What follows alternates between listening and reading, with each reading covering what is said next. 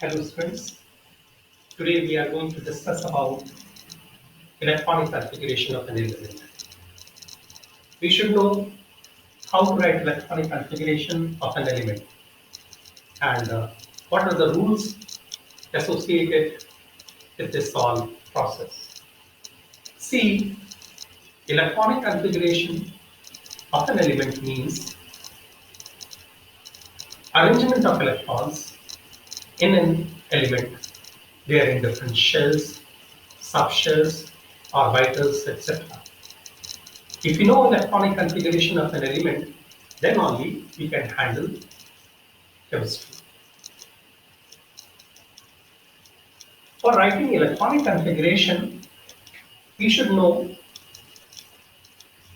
see, this is an atom. This is the atom of the nucleus. Sorry, this is the nucleus of the atom. And around this atom, different shells can be there. First shell, second shell, third shell, fourth shell, fifth shell, sixth shell, seventh shell. Maximally, in an atom, 7 shells can be there.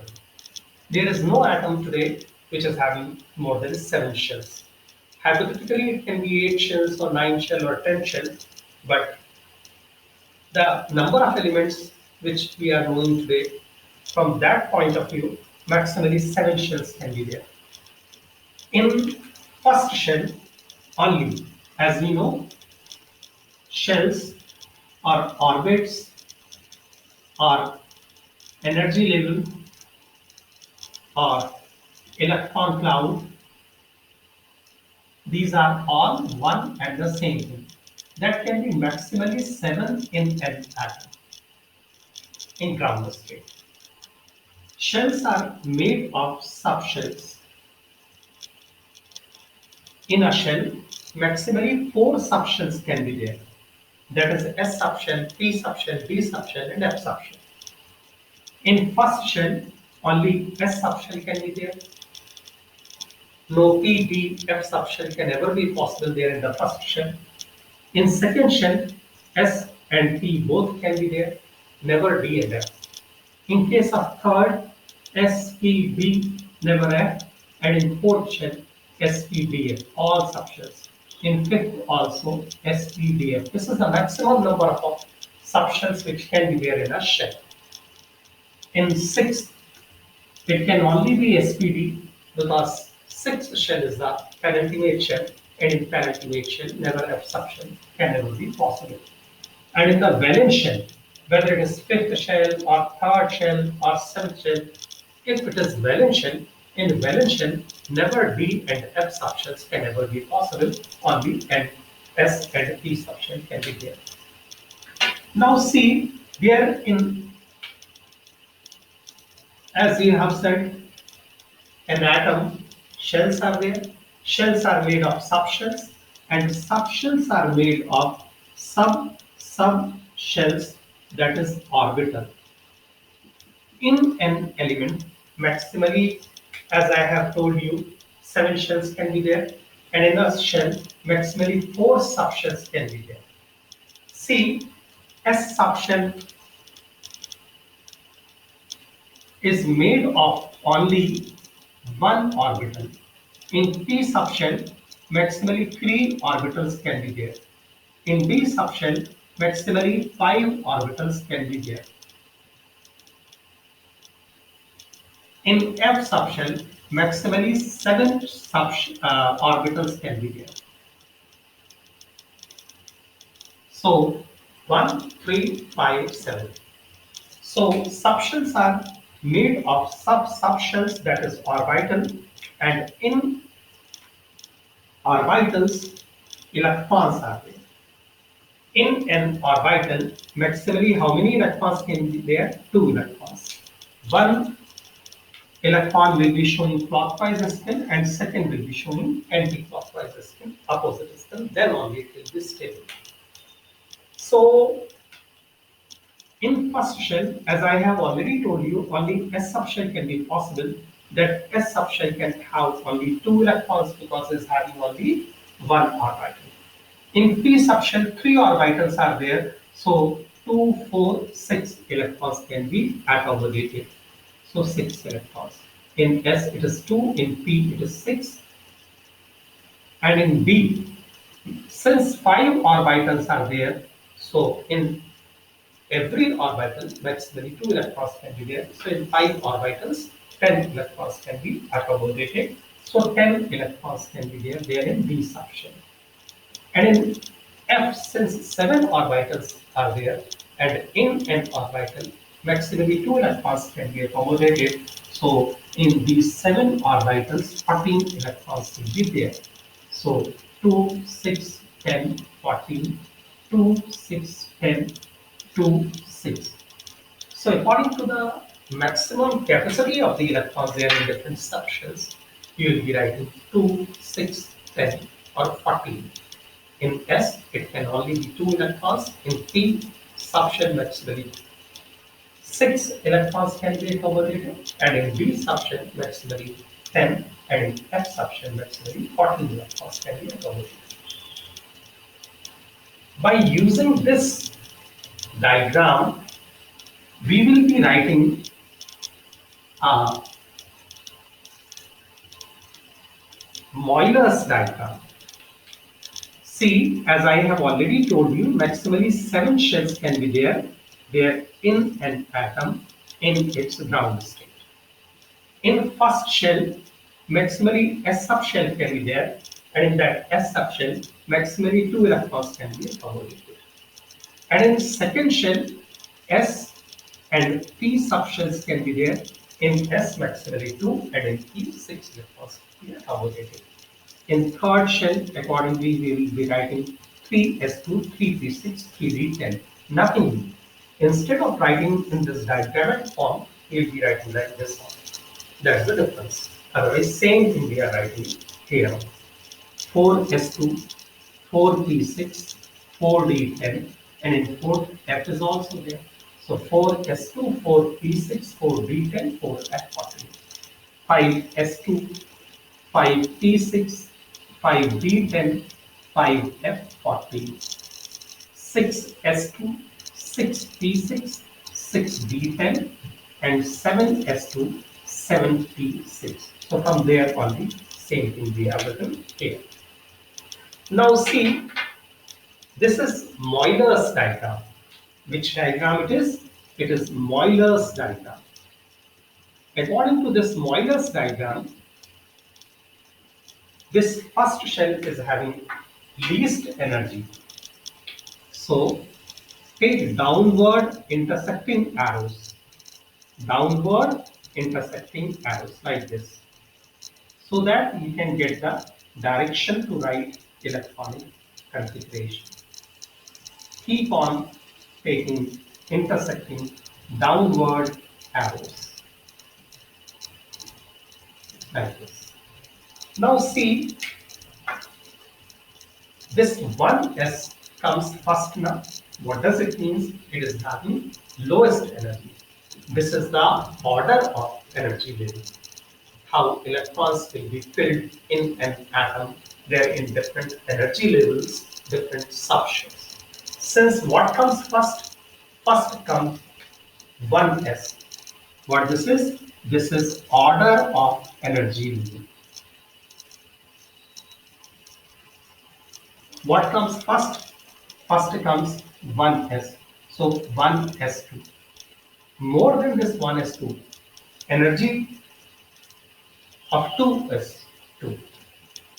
This 2s2 is having greater energy than 1s2. Then 2p6, 3s2, 3p6, 4s2, 3d10. See, 3p6, 4s2. Then what comes next to this 4s? 3d10, 4p6. You can put side this note greater than or comma. Both are one and the same thing. So after 3d10, what is next? 3d10, 4p6, 5s2, 4p6, 5s2. Then after this 5s2, what is next? 4d10, 5p6, 6s2, 4d10, 5p6, 6s2. You need not to learn this all table. Just draw this all and we can write electronic configuration of any element. If you know atomic number, then only we can be there in a position to write this electronic configuration. Without knowing atomic number, how you will come to know about the electrons? And if you don't know about the electrons, then how will you be writing this arrangement of electrons, that is electronic configuration. So C is 6s2. After 6s2, 4f14, 5d10. 4f14, 5d10. After this 5d10, what next is 6p6. After 6p6, what next is 7s2. After 7s2, what next is 5f14, 6d10, 7p6. Like this, you can keep on writing. So if you know atomic number, suppose if atomic number of an element is 26, then what you will do? You will be taking only out of these so many electrons, you will be taking only 26 electrons. So 2, 4, 10, 12, 18, 20. If you take all 10 electrons of this 3D, then it will be 30, now 20 plus 10, 30. So you can't take that many number of electrons. So what you will do? Here 20 is over, so you will take out of this 3D10, out of 10, you will be taking only 6 electrons. So what is the meaning of 10? 10 means 1 to 10, any number. What is the meaning of 14? Means maximally in F subshell, 14 electrons can be accommodated. That is from 1 to 14, any number, but never 15 or 16, or that is more than 14. That can't be possible. So this was Euler's diagram. This is the order of energy level according to Aufbau principle. Which principle it is? It is Aufbau principle. As already I told you, in Delhi PMT, this question was there that Aufbau is a name of city or scientist. So Aufbau is a German word which in my previous classes I already explained. Aufbau is a German word which means building up. Aufbau is a German word which means building up. So C, first electron is going into the lowest energy level. Then after the filling of that lowest energy level, electron will transfer to next higher energy level. So what Aufbau principle is? Aufbau principle is the same thing. Filling of electrons takes place according to the energy level. First electron goes to the lower energy level. After the filling of that lower energy level, electron will transfer to next higher energy level and will keep on writing like this only. Until all electrons, whatever number of electrons they are there in an element, are filled according to this energy level diagram. So this is Aufbau principle. What Aufbau principle is? Filling of electron takes place according to the energy level. First electron goes to the lower energy level, then after the filling of that lower energy level, electron will transfer to next higher energy level. So this is the first point there for writing electronic configuration of an element. We should know this Aufbau principle, then only we can write electronic configuration correctly. So once again I repeat the same. You know atom is made of nucleus and shells. Shells means orbits or energy level or electron cloud. In an atom, maximally 7 shells can be there. Shells are made of subshells. In a shell, maximally 4 subshells can be possible. That is S, P, D, and F. S stands for sharp, P stands for principal, D stands for diffused, F stands for fundamental. S, P, D, F are in English language. In Latin, it is sigma. S stands for sigma, P stands for pi, D stands for delta, and F stands for pi. So S, P, D, F means sigma, pi, delta, pi. In S subshell, maximally 1 orbital or subshell can be there. In P subshell, 3 subshells or orbitals can be there. In D, it is 5, and in F, maximally 7 subshells or orbitals can be there. Here, it is orbit. Orbit means the circular path around the nucleus or elliptical path around the nucleus on which electron revolves. And what orbital is? Orbital means it is a three-dimensional region around the nucleus where the probability of finding of electron is maximum. So this was the first point for writing electronic configuration, that is Auvaux principle. After this Auvaux principle, see what next is. We'll discuss it there in this form. That is what we did there in my previous videos. There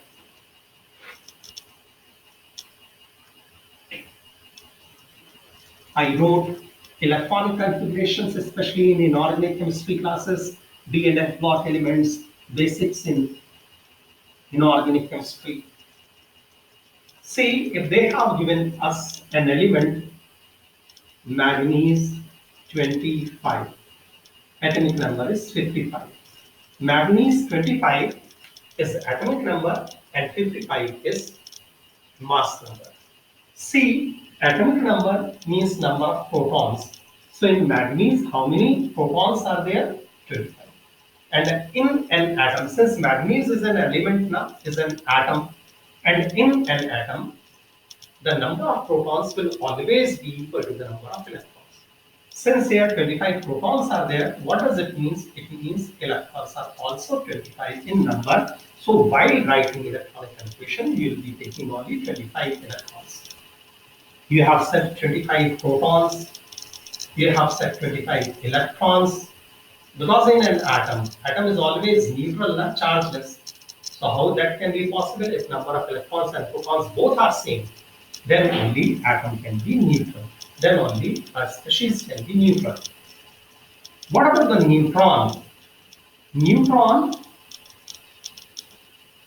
will be 30 because number of protons plus number of neutrons both will be playing crucial role there in the mass number.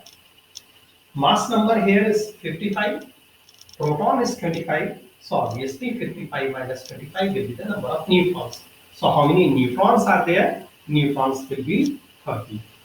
Electrons 25, protons 25, and neutrons will be 30. 55 minus 25. Now we will be writing electronic configuration on the basis of Auvaux principle, on the basis of energy level, and that will be 1s2, 2s2, 2p6, 3s2, 3p6, 4s2. Now check how many electrons we have taken up till now. 2, 4, 10, 12, 18, 20. How many electrons we have taken up till now? 20. How many you require? You require 25. So you need to write 5 more electrons. What comes after 4s? After 4s, 3d. After 4s, 3d. But in 3d, maximally, as you have said, 10 electrons can be there. What does it mean? It means more than 10 can't be possible. But how many electrons you need? More? 25. 20 already is written. 5 more electrons are required. So in 3d, we will be writing 5. So electronic configuration of this manganese will be 4s2 3d 5. See, this is first shell. From this number now you can come to know which shell it is. In this first shell, maximally how many electrons are there? This is second shell. In this second shell, how many electrons are there? 8. As we have said now, according to Bohr-Wallace rule, in first shell, maximally 2 electrons can be accommodated. In second shell, maximally 8 electrons can be there. This is third shell of manganese. In this manganese, 2 plus 6, 8 plus 5, 13. In this manganese, in third shell, maximally 13 electrons can be accommodated. But according to Bohr-Wallace rule, in third shell, maximally 18 electrons can be accommodated. So it is less than 18 now, so Bohr-Wallace rule is not violated. Last shell is this. This shell is having 4 electrons. As I have told you, this Mn atomic number is 25. And you know, Mn is a d block element. And in case of d block elements, in case of D block elements, this is your periodic table now. In case of D block element, this is S block, this is P block, D block, and downside it will be F block. In case of B block elements, which electrons play most important role? Ns plus n minus 1. B electrons play very important role in deciding the properties of B block elements. In case of S block elements, only Ns electrons play, that is valence S electron play very important role in deciding the properties of S block element. In case of P block elements, it is Ns and Np electrons which play very crucial role in deciding the properties of P block elements. In case of D block elements, it is Ns and N minus 1 D electrons, that is valence or ultimate or outermost or last S electron, and penultimate N minus 1 means second last, that is penultimate. So valence S and penultimate D electrons play very important role in deciding the properties of D block element.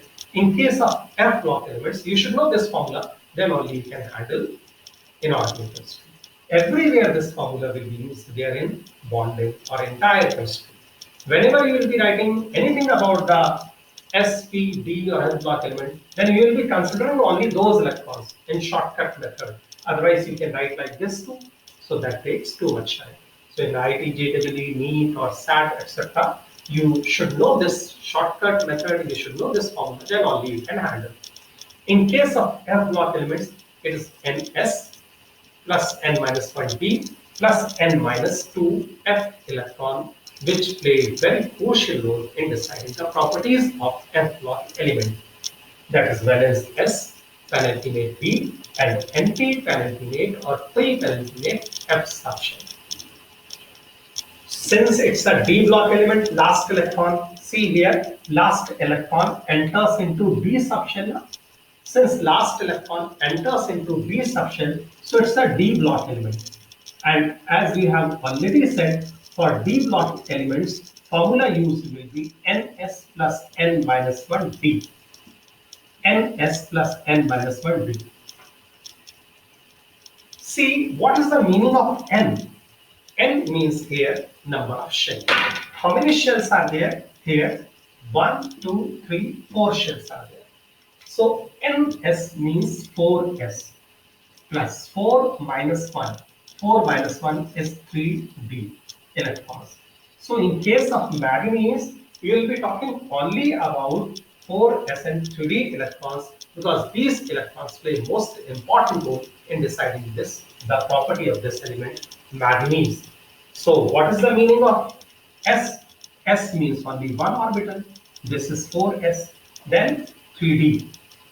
3D, as we know, is having 5 orbitals, so you will be writing it like this, 4s plus 3d.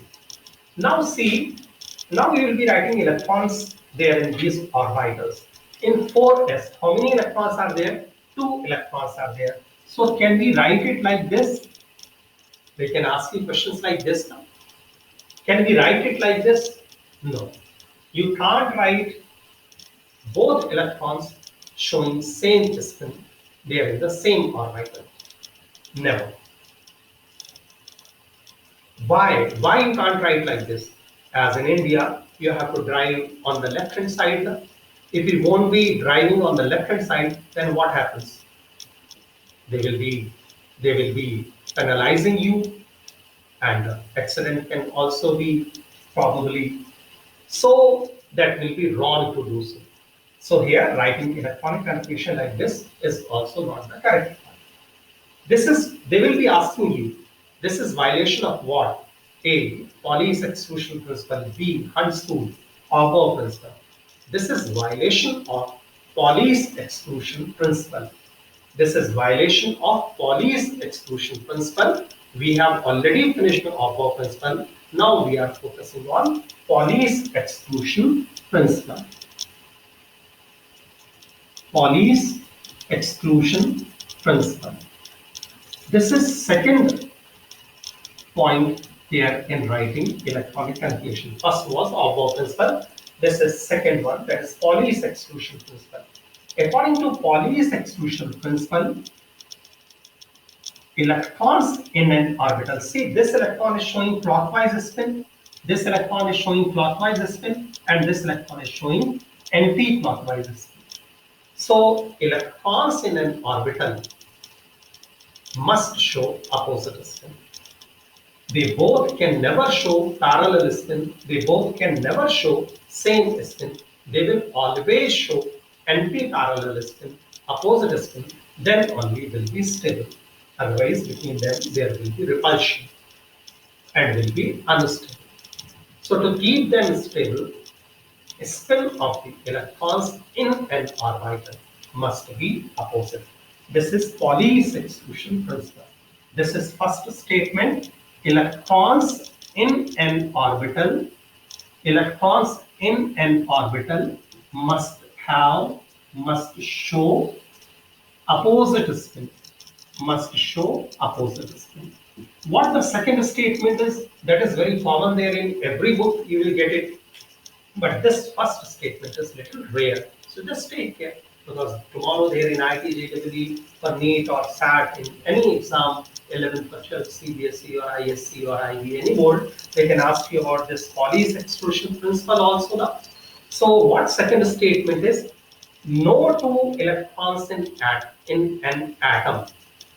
What Pauli's exclusion principle is? No two electrons in an atom can have the same set of all the four quantum numbers. No two electrons in an atom. Whatever number of electrons are there, 100 or 20 or 30 or 40, but no two electrons out of those 100 or 20 or 40, no two electrons can ever have all the four quantum numbers same. At least one quantum number must be different, at least. So this was about Pauli's exclusion principle, that no two electrons in an atom can have the same set of all the four quantum numbers, and electrons in an orbital must always have opposite spin. It can never be parallel spin. This was Pauli's exclusion principle. So you can't, as I wrote previously, you can't write it like that. Why? Because then it will be violation of Pauli's exclusion principle. Now see, in 4s you have written 2 electrons, so that is over. In 3d, how many are there? 5. So in 3d, 5. Can you write it like this? No. They will be asking you, why you can't write it like this? Because this will be violation of what?